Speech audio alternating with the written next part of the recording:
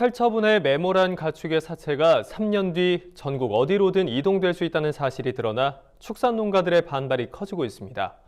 강원 홍천군에서 살처분 매몰됐던 소 사체를 경북 군위군으로 옮겨 퇴비화하는 사례가 발생했기 때문입니다. 네, 축산농가들은 정부의 부실한 가축 매몰지 사후관리 지침이 가축 전염병 확산의 요인이 될 수 있다며 지침 개정을 강력히 요구하고 있습니다. 강창우 기자가 경북 군위군의 축산농가들을 만나고 왔습니다. 경북 군위군의 한 나대지 6,600제곱미터, 약 2,000평 넓이의 공터엔 녹슨 이동식 렌더링 기계와 컨테이너 박스가 방치돼 있습니다.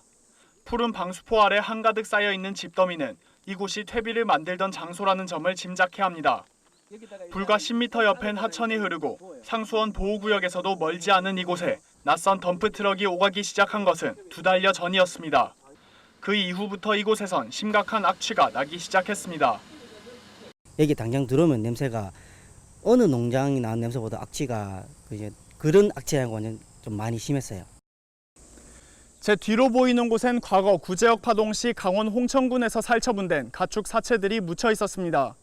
용역업체가 지역 주민들 몰래 홍천에서부터 옮겨온 겁니다. 강원 홍천군에 묻혀 있는 사체들이 경북 군위군까지 옮겨가게 된 이유는 농림축산식품부의 부실한 가축 매몰지 사후관리 지침 때문입니다. 가축 매몰지 사후관리 지침에 따르면 3년이 지난 사체 매몰지에서 침출수 등으로 환경오염이 예상될 경우 사체를 파내어 소각 또는 퇴비화 작업을 할 수 있습니다. 문제는 지침에 소각, 퇴비화 작업 지역이 명시되지 않은 데 있습니다. 발굴한 구제역 사체를 전국 어디에서나 처리할 수 있는 겁니다. 하루아침에 구제역으로 살처분 당한 가축들을 농장 옆에 둬야 한 군위군 축산농가들은 불안함을 감추지 못하고 있습니다. 특히 군위군은 이제까지 구제역이 한 번도 발생하지 않은 지역이기에 구제역 사체 이동에 민감할 수밖에 없습니다. 제가 사실 인근 주위에 농장을 하면서 제 마음적으로는 그래도 그 구제역 사체가 들어온다 하는 그 말 한마디 자체로서도 사실 불안합니다. 그 구제역 균이라 하는 게 제 옆에 있다 하는 그 자체도 그렇고. 결국 군위군 축산 농가들의 반발로 홍천군에서 반입된 사체는 원래 자리로 되돌아갔습니다. 하지만 이 지역 축산 농가들은 이 같은 사태의 재발을 막기 위해 가축 매몰지 사후관리 지침 개정을 촉구하고 나섰습니다.